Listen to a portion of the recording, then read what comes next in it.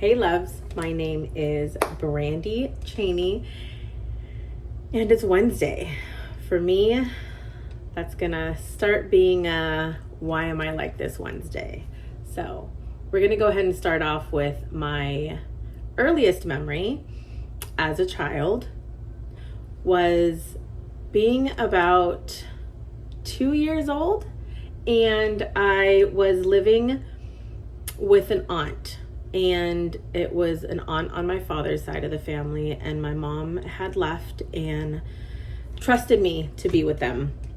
At that time, I was able to look back as an adult and say, I think that's probably where my trust issues came in and my abandonment issues came in. So let's go ahead and talk about that. When you are that young, and the person that you're supposed to trust the most abandons you, you tend to start having trust issues. You tend to have attachment issues. You tend to either detach very easily to protect yourself, or you attach yourself very easily in hopes that they won't leave you and abandon you. So what do you do with all of that? What happens as you get older if that is never addressed? If nobody ever sits down and talks to you as a child to want to understand why you react the way you act to certain situations and circumstances that present themselves? Why do I get so upset when someone wants to leave me and not be a part of my life anymore? Why do I take it so offensive? Why do I immediately think that there's something wrong with me and not with them? Through this process and through this time that I have been going on my own little journey, I have been trying to understand why it's been so hard for me to let people go. And I think that has to do with part of abandonment issues, because I become so grateful that you're involved in my life that I can't see the red flags that tell me you should no longer be in my life. And I think I don't see them because no one taught me healthy boundaries. I had to teach myself as an adult in my 30s to set boundaries. So because of that, most of my life I have struggled with setting boundaries. And when you don't set boundaries at a very young age, and you don't think about it, you don't think, why should I have to set boundaries at 5 years old or 3 years old? Because it allows you to tell yourself that you matter. So as early as I could remember, the first time I tried to set boundaries was when I was about 5.5, 6 years old, and that is when I was molested by my biological father. And I remember he had me do something and I didn't want to. And I said, no, it's okay. And he said, no, keep going. So it goes more into depth, of course, but that's not the point that I'm trying to get right now. What I'm trying to say is that was the time that what I wanted didn't matter. My grandmother left right before that and had to go help someone in Puerto Rico, and left me alone with my mom, who normally didn't watch me. And at that time, I didn't want her to leave. That didn't matter. And for me, growing up Puerto Rican, I'm not sure if it's just my culture or other cultures, or more of like an old school mentality. What you want doesn't matter.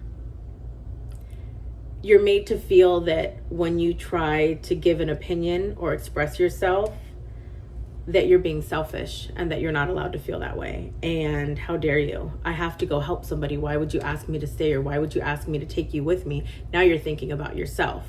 So when you're 5 and 6 years old and someone's telling you that the feelings you're having are bad feelings, or how they're expressing it to you and talking down to you makes you feel as if they're bad and selfish feelings, you start to think in your brain that, okay, maybe I am being selfish. Maybe, how dare I want to not be with my mom and hang out with my grandma who's raised me most of my life? How could I think that? Why would I think that? Why are you being selfish, Brandy? Excuse me. So as early, like I said, as I could remember, there were so many times in my life that when I would set boundaries and I would think about myself for my comfortability, for my safety, for that comfort feeling, I was pretty much always told that it didn't matter. So at what point and at what age are you going to start telling yourself, I'm not even going to say it. What's the point? Why do I need to say that I don't like this, or I don't want this, or you shouldn't treat me this way, or I don't accept how you're talking to me, or that's not what I'm going to do? What's the point if nobody listens to you and nobody cares? Now, because at no age was I ever shown that that was okay to express myself or set boundaries, I stopped. By doing so, you get older, and the relationships that come into your life as you get older mirror the relationships that you had in your life as a child. Excuse me. Meaning, example, when I was in elementary school, when I came back from living with my father, I was there with my father for about 3 years. Yes, I was molested for about the 3 years, maybe 2.5. So after coming back from that life, I had so many mixed emotions that I didn't know how to handle them. So I remember the first thing was I was enrolled in school, and I had already been in kindergarten in that school. So I knew some of the kids, even though 3 years had passed, I remembered some of the kids that were in that school. So when I came back 3 years later, I saw them, and I just remember being so happy, and I remembered them, and I was treated like an outsider. And I thought to myself, maybe it's because I'm different. Maybe I act different. Maybe I'm not the same person that I used to be because of where I'm coming from. Maybe something's wrong with me. And that's the thing. When I came home to ask my grandma why I was being treated a certain way, her response was, there's something wrong with them. There's nothing wrong with you. You're fine. Some people can be mean, but maybe you can do some things that can make them like you more. Hence how I probably ended up becoming a people pleaser. So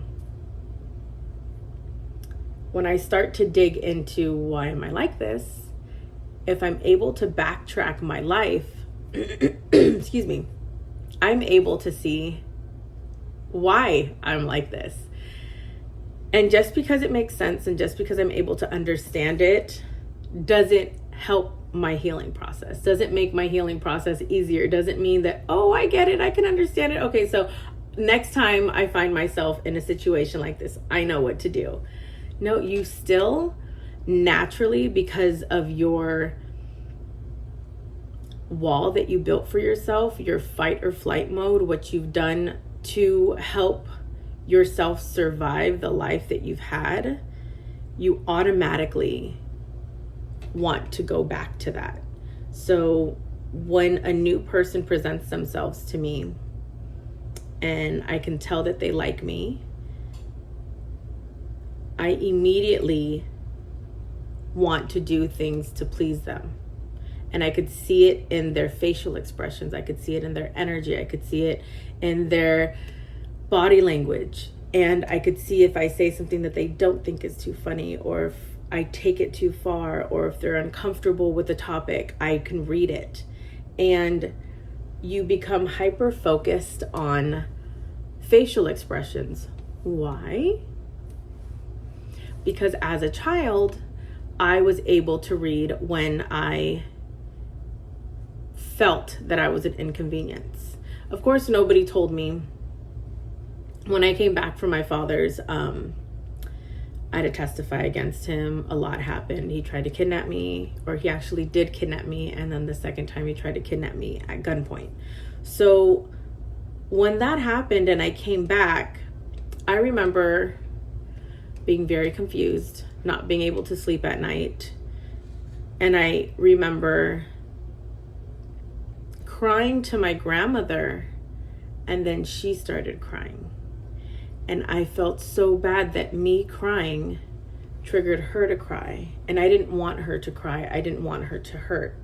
So I remember saying, I'm sorry, Grandma, I'm sorry. I didn't mean to make you cry. And she told me, it's okay, honey. It's not you. I'm so sad that this happened to you. I'm so sad that I didn't do more. And so what ended up happening was every time I wanted to cry, I wouldn't cry in front of them. That was, to be honest, now that I say it out loud, that was probably the first time I started to people please, which was at like 8 years old. I'm sure I did a little bit of it with my father, which is why I ended up doing the things that he asked me to do to him and allow him to do the things that he did to me. So I do feel that jeez. See, this is why I want to start doing videos like this. I want to start talking out loud and listening to myself, and maybe helping other people see that when you start to talk out loud and you start to listen to who you are and try to better understand yourself, you can open a window for yourself to start learning more about yourself, if that makes sense. I know it kind of sounds like I'm all over the place, and I am. This is my first video. I am trying to get the hang of what I want to talk about, how I'm going to talk about it, what's the order that I should talk about it.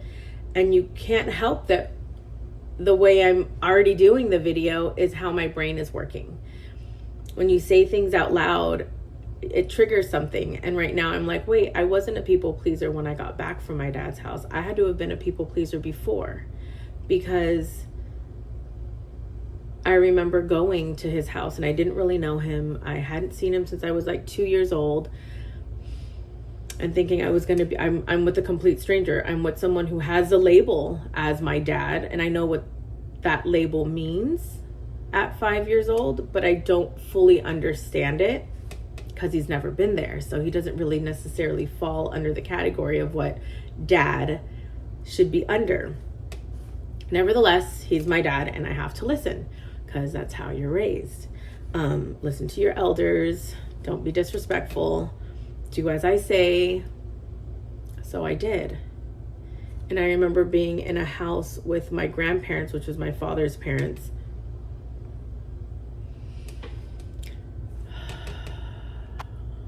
Okay.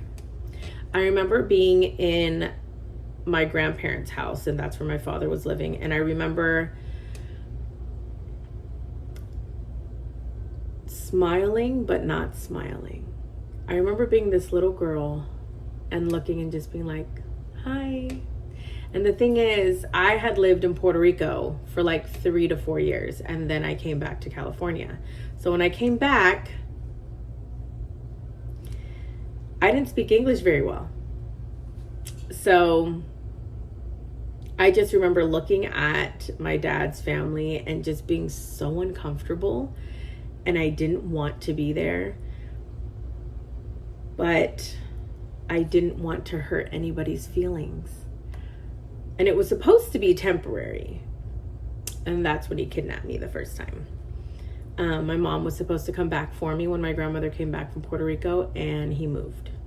He moved to a whole other county, to another house, and with no returning address, and didn't leave my mom any information. So my mom and my grandmother and my godmother hired a private detective, private investigator, to try to find me, and they couldn't. It took them a long time to find me. And excuse me.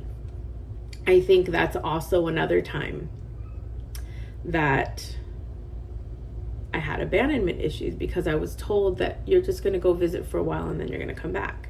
So I thought it was temporary. I was uncomfortable and I didn't want it, but I figured it was temporary.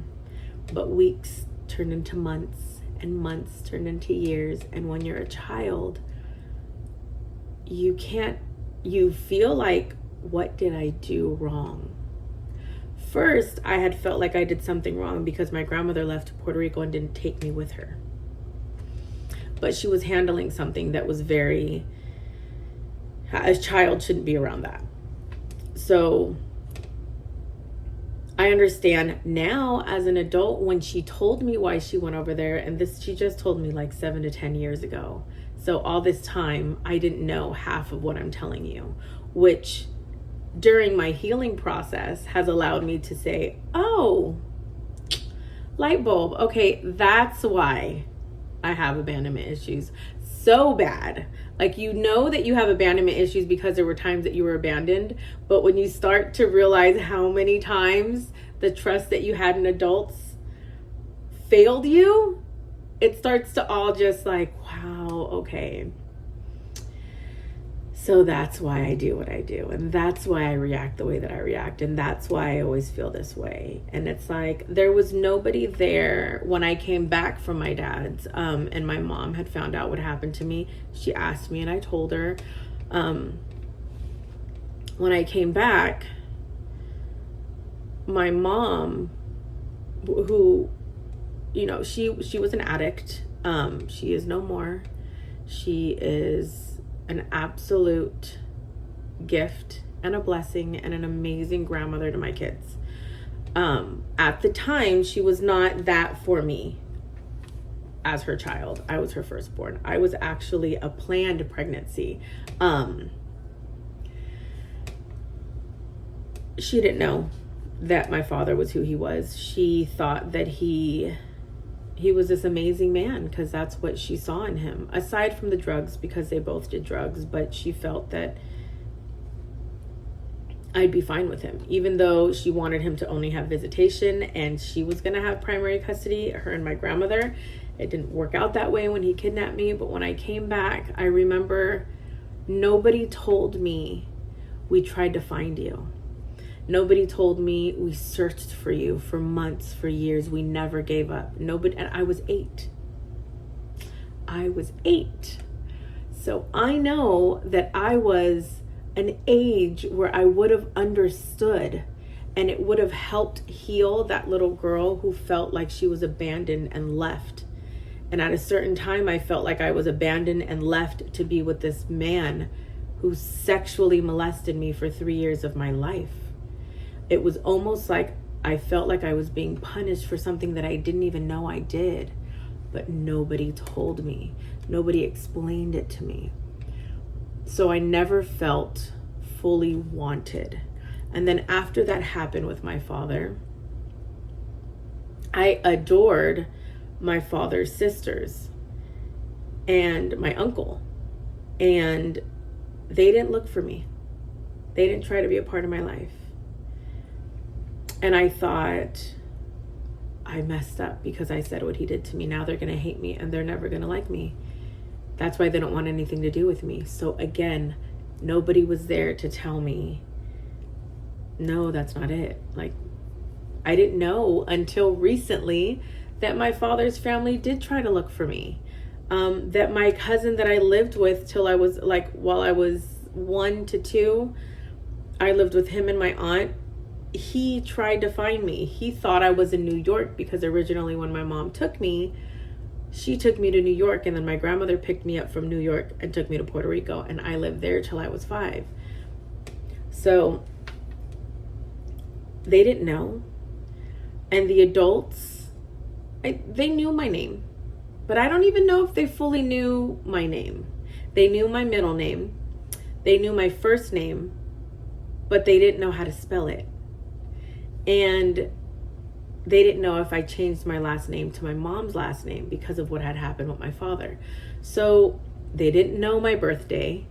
So I understood after all these years why they didn't look for me, but it would have been nice to know that as a child. It would have been nice if my grandmother and my mom would have said, they've been looking for you. We don't want them to find you because we don't want them to have you on your dad. I just remember my mom and my grandmother telling me, you don't want to have anything to do with that family. That family is related to a man who did really bad things to you. And that means that they're bad and you don't want anything to do with them. And as I got older, my mother told me a lot of good things about my father's side of the family. And she always wanted me to reach out and find them. She says, you know, they have nothing to do with your father. They are really good people and they adored you whenever you were around. My grandmother had nothing bad about my dad's side of the family to say. She just never understood why I wanted to confront my father for years. He died 2 years ago. But she could never understand why I wanted to confront him. A lot of people tell me it wouldn't have done any good. He probably wouldn't have apologized. He probably wouldn't have admitted to what he did. But there's still that little girl in me that wanted to just look at him straight in his eyes and just say, I forgive you. Like, I just wanted to do that. I did. I really wanted to do that and walk away and not care. Because whether he admitted to what he did to me or not, deep down he knows the truth and he knows that I know the truth, and I forgave him. I wanted to do that, and I feel like that was taken from me. And then a whole bunch of emotions came back all over again after I found out he passed, because it's like something else is taken from me. I just remember being really angry. I cried. And then that's another thing. So this is, again, why I go back to why am I like this? I'm jumping all over the place because this is my first video, and I'm going to try to dissect and tackle each thing that I bring up in this video. Remember to subscribe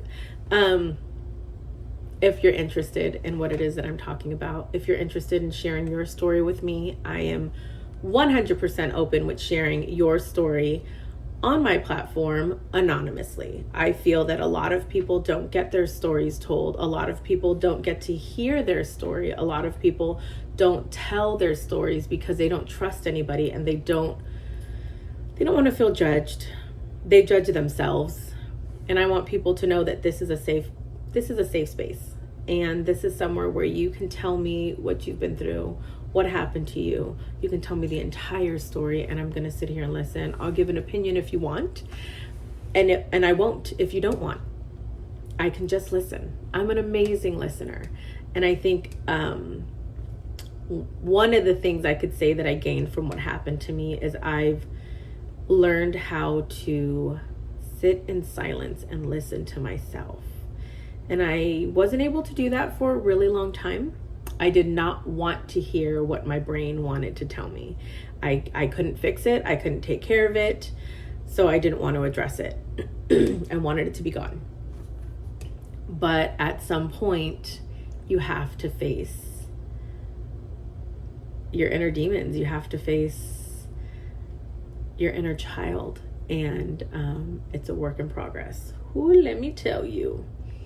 I could actually understand why people decide not to. Why people will go in a certain direction to start their healing process and realize, maybe that's not for me. Why? Because it's easier to just be you. Be you who you became with all the trauma and all the drama and the chaos and the dysfunction. You've survived this long with it. Just coast for the rest. Like, when you start to challenge who you are and why you are the way you are, you try to make sense out of everything. And by making sense out of everything, you get discouraged and overwhelmed and extremely emotional, and you get very exhausted because you start, little memories start coming at you that you forgot, and you have little triggers, and there's so much that you didn't realize that there was, that you almost collapse. You almost have a breakdown. I had one in 2020. And I had never felt so out of control in my life. And that's because I had to go through something traumatic around that time too. So because I had to go through something traumatic around that time too, I didn't know how to process what I was going through. And then a flood of emotions came because I had never fully faced them. I had therapy and I thought I had faced them, and I thought I had forgiven my father, and I thought I had forgiven my mother, and I thought I had forgiven everyone in my family who has ever hurt me, and there's a lot. And when I brought it up and I thought about it, I was angry. And that was the first sign for me where I realized I'm not over it. I haven't forgiven. I've accepted it, but I haven't forgiven. Does that make sense? So during this time and this process, and while I'm learning more about myself in therapy and out of therapy, I also know that being a different version of who I am today scares the crap out of me. It's a fear of the unknown. And you would think, hear me out, you would think that because the chaos that you've lived in your whole life was so bad and traumatic and exhausting, mentally, physically, and emotionally, that you would want to do better. But this is your comfort zone. How sad is it that I am more comfortable in chaos, in fight or flight mode, than I am in calmness? Then you hit what happened in my life that made me feel like this was comfortable and this wasn't. And I think what ended up happening is I didn't know this. I didn't even know this existed. When I went to friends' houses and I saw the calmness in their homes, I remember being jealous. I remember being sad. Their parents loved me and accepted me. But I also remember feeling out of place and lonely. So I would come and look at that, and I felt more uncomfortable around calmness than I did around loud chaos. Now, don't get me wrong, living in my grandmother's house and my grandfather's house, it was very calm, actually. My grandfather would have his little church sermons and Bible study and everything at the house. I would make ice cream with my grandmother when they would come for Bible study. But I also ended up having to be the people pleaser.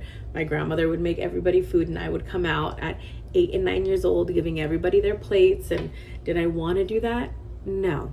8 years old, I want to go outside and play. But no, I had to read the Bible. And this was at a time where I wasn't close with God. Not at all. I prayed to you every single night when my father came into my room and did things to me. I prayed for you every single night when he took me in the bathroom and did things to me. I prayed for you every single night we got into the car and he would unbuckle his pants. I prayed. And nothing happened. So, around 9 years old, I didn't want to read the Bible. Wanted to burn it, to be honest. Of course, I'm older now and I don't go to church. But I believe in a higher power, and I do believe in God, and I have my own beliefs that I'm comfortable with for myself, and I don't push them onto anybody, and I don't think it's okay for anyone to push their religion and their beliefs onto you. As long as you're not hurting anybody, I see nothing wrong with it. Everyone's allowed to have their own beliefs, and if they just believe in the universe and a higher power, and that's what works for them, that's what works for them. Don't take that away from someone. So I started to pay attention to when I was quiet and silent and I was working on myself, and I'd get a call from a relative and it was about gossip, bochinche, which is what we call it in Puerto Rico. I wasn't that person who was like, I just listen and get off the phone. I was right there yapping right back like, And then I had no problem doing that for years, but probably about after 35, 38, I started to think to myself, why is that entertaining to you? Why do you enjoy knowing that somebody else is hurting, or somebody else's life went to crap, or something is going wrong for someone else, or karma finally hit that person that hurt you? Why are you happy about that? Then I started digging deeper, because they hurt me. And I want them to hurt because they hurt me. And then I started digging deeper. Why did they hurt me? What were they going through? What happened in their life? Why was I a threat? Or why were they jealous of me? Or why did I make them uncomfortable? Or why was my happiness something that bothered them? So again, I keep on going back. Why am I like this?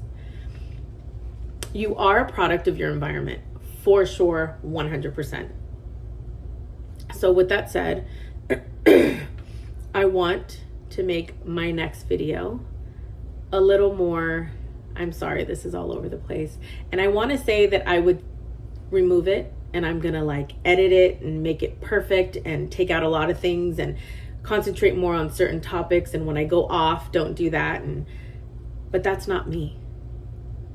You need to get me for who I am. You need to understand me for me. And this is part of me not people pleasing. I am not everybody's cup of tea. I am not going to be everyone's first choice. And I'm okay with that. And this is part of my healing, is putting myself out there and being vulnerable and allowing the good and the bad that comes with being vulnerable. Knowing that there's going to be people who don't agree with me and who might not have the nicest things to say. And it's okay, because when it comes to social media, there's that block button, there's that delete button, and there's that how about you just don't follow me button. It's that easy. So with that said, join me on my journey to heal myself and heal my trauma and better understand myself. And in the process, help me help you. So on that note, happy Wednesday. Remember to love yourself. Remember to set boundaries. And remember that it is okay to be selfish. And love everything about yourself, even if you're in the process of healing. Because it's a journey. It's a journey that's not easy. It's a journey that was forced onto us, but now we are adults and we have to take responsibility for being a better version of ourselves. Whether it's for ourselves or our family or our children, do it. You feel better. Even if it takes a while to feel it, you do. So, bye.